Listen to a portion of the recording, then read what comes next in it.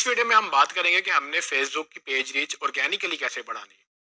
पिछली वीडियो में मैंने आपको बताया था कि हमें जब पेज बना लेते हैं तो हमें कंटेंट की रीच बढ़ानी होती है ताकि हमारे जो कंटेंट है मैक्सिमम लोगों तक पहुंचे।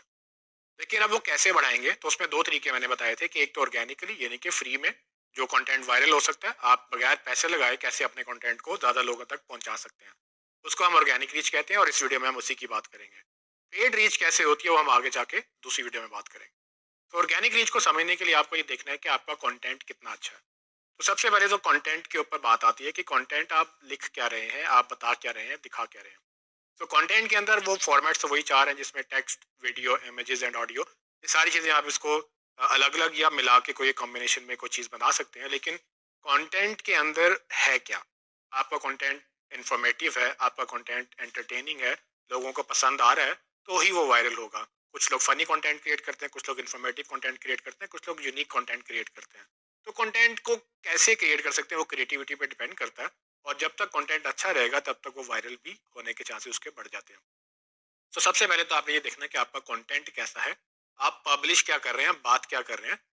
फिर आती है उसकी टेक्निकल चीजें, यानी कि आपका कंटेंट किस वक्त जा रहा है। तो उसमें जो एल्गोरिथम वाला पार्ट है वो हम अंडरस्टैंड कर सकते हैं कि लेट्स से कंटेंट अच्छा है बट टाइमिंग अच्छी नहीं है, तो कंटेंट अच्छा होने के बावजूद भी शायद रीच हमें ना दे। तो उसको जो टेक्निकल फैक्टर्स में कुछ मेन चीज़ें जो है उसमें बेसिकली आपके कैप्शंस क्या है, यानी कि आपने इमेज तो लगा दिया बट लिखा कुछ नहीं उसके साथ। तो आप अच्छा कैप्शन भी डाल सकते हैं। आपने वीडियो ही लगा दी बट वीडियो को प्ले करके ही देखेगा, बट उससे पहले कैप्शन पढ़ेगा भी तो सही कि वीडियो में है क्या। तो आपने कैप्शंस अच्छे रखने हैं, यूनिक रखने हैं, और उसमें आप जो अच्छी बात करेंगे तो वो आपका जो दूसरा कंटेंट है वो भी बेहतर लोगों तक पहुंच सकेगा।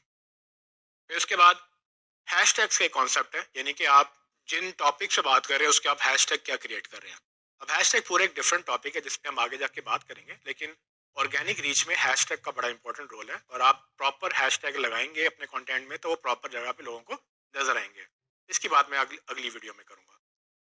उसके बाद मैंने जैसे पहले भी बताया था कि आपने सिर्फ एक तरह का कंटेंट पोस्ट नहीं करना, यानी कि आप सिर्फ टेक्स्ट या सिर्फ इमेजेस या सिर्फ वीडियोस ही पोस्ट नहीं करें, आप उसको वैरायटी लेकर आएँ।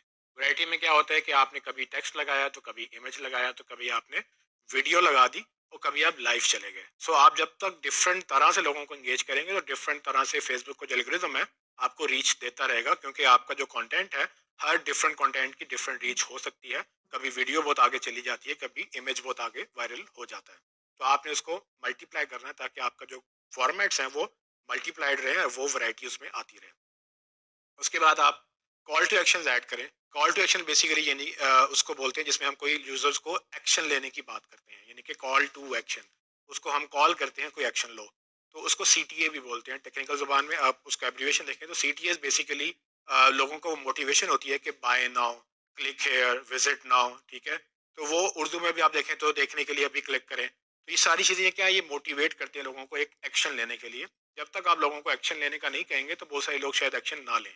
तो ये अच्छी बात होती है कि आपने अगर कंटेंट पब्लिश किया है तो कंटेंट के नीचे आप लोगों को मोटिवेट करने के, अगर आपने ये चीज़ देखनी है तो यहाँ क्लिक करें, अगर ये देखना है तो यहाँ हमें मैसेज करें। तो वो जो आपको गाइडेंस दे रहे होते हैं उसको हम कॉल टू एक्शन बोलते हैं, और वो भी आपको लगाने चाहिए। इसके बाद एक और इम्पॉर्टेंट फैक्टर ये है कि आप कंसिस्टेंसी क्रिएट करें, यानी कि रेगुलरली आप अपना एक स्केड्यूल बनाएं कि आपने किस दिन पोस्ट करना है, कैसे पोस्ट करना है। हमने पहले बात की थी सोशल मीडिया कैलेंडर की, किस तरह से आप एक कैलेंडर बना के अपनी कंसिस्टेंसी क्रिएट करते हैं, ना सिर्फ कंटेंट क्रिएशन के लिए बल्कि यूजर्स की भी आपसे एक्सपेक्टेशन लग जाती है कि हाँ ठीक है, आज वेडनेसडे है तो आज वीडियो आनी है, आज अगर फ्राइडे है तो इस पेज से हमें एक सर्टन ऑफर मिलेगी। तो आप जब कंसिस्टेंसी क्रिएट करते हैं तो फेसबुक भी अंडरस्टैंड करता है इस चीज़ को, और वो ज़्यादा माइलेज देता है, क्योंकि लोगों का, आपका और फेसबुक का एक स्केड्यूल जो है वो सिंक में आ जाता है। उससे आपको कंसिस्टेंसी से आपका कंटेंट ज़्यादा वायरल होने के चांसेस होते हैं। इसके बाद अगर आप देखें तो आप अपनी टाइम जो है ना उसकी उसका हिसाब रखें कि आप दिन में किस टाइम पे पोस्ट करते हैं, तो किस टाइम पर ज़्यादा रिस्पॉन्स आता है। ठीक है, अगर वो कुछ लेस से कभी आपने सुबह पोस्ट किया तो उसकी एंगेजमेंट क्या थी, अगर आपने दोपहर को पोस्ट किया तो उसकी एंगेजमेंट क्या थी, शाम को करते हैं तो क्या आती है, और रात को करते हैं तो क्या आती है। जब आप रेगुलर ये काम करते रहेंगे तो आपको समझ आ जाएगी कि अच्छा इस टाइम पे हम पोस्ट करते हैं तो सबसे ज़्यादा हमारा यूज़र इस टाइम पे जाग रहा होता है या इस टाइम पे एंगेज होता है। तो इसी तरह से अगर आप देखें तो अक्सर लोग जब बिजनेस प्रोफेशनल्स को टारगेट कर रहे होते हैं तो जॉब टाइमिंग में नहीं करते, वो ब्रेक के टाइम पे या शाम के टाइम पे करते हैं, ताकि वो लोग जो काम कर रहे हैं उस वक्त सोशल मीडिया यूज़ नहीं कर रहे, तो वो उनको उससे टारगेट किया जाता है। तो आपने टाइमिंग अपनी उस हिसाब से देखनी है। इसके अलावा आप वीडियोस और फेसबुक लाइव वगैरह के फीचर फीचर यूज़ करें।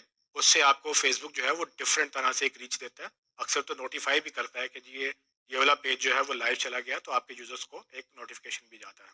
तो इस तरह से आपको मैंने ये तो समझा दिया कि कंटेंट अच्छा होना ज़रूरी है, उसकी टेक्निकल चीज़ें भी होनी ज़रूरी है, लेकिन फिर भी अगर आपने कंटेंट और बढ़ाना है तो अब हम ये देखेंगे कि हम कैसे उसको फैला सकते हैं।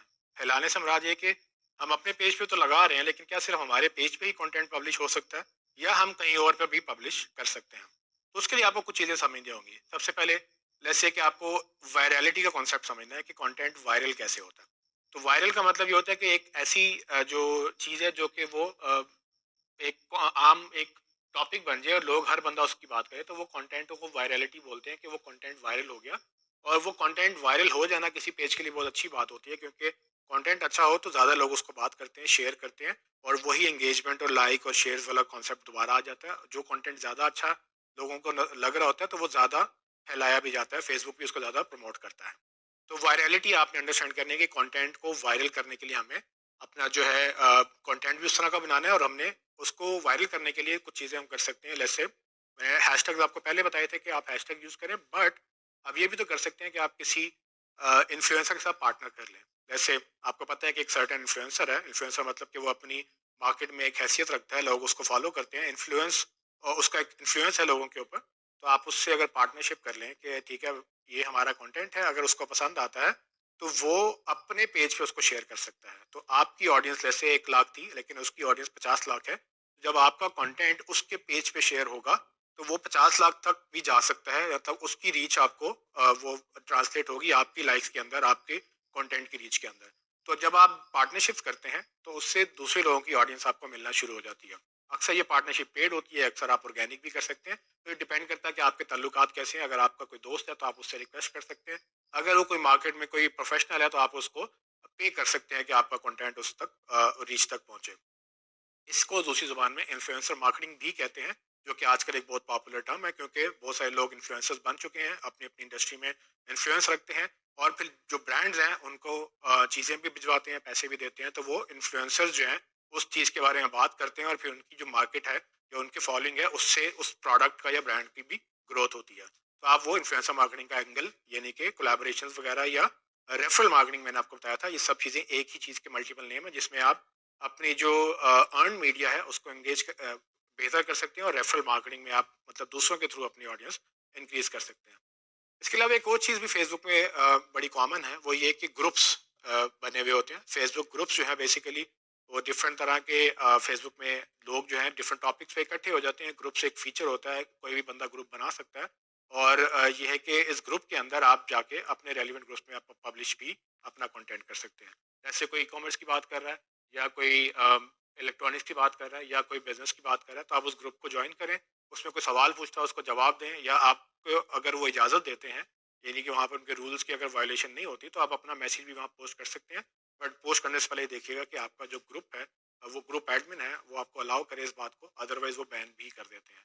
तो आप ग्रुप्स के थ्रू भी अपना मैसेज जो है वो फैला सकते हैं। तो फेसबुक में रीच लेने के बहुत सारे तरीके हैं, और फेसबुक के अलावा जितने भी सोशल मीडिया चैनल्स हैं उसमें ऑलमोस्ट सिमिलर चीज़ें ही होती हैं, और हर चैनल में मल्टीपल मतलब तरह से काम होता है, लेकिन काम गोल हमारा एक ही होता है कि हमने मैक्सिमम रीच लेनी है। और बगैर पैसों के रीच लेने के लिए आप वो सारे काम कर सकते हैं जिसमें पैसे किसी को नहीं देने, और उसको हम ऑर्गेनिक रीच बोलते हैं।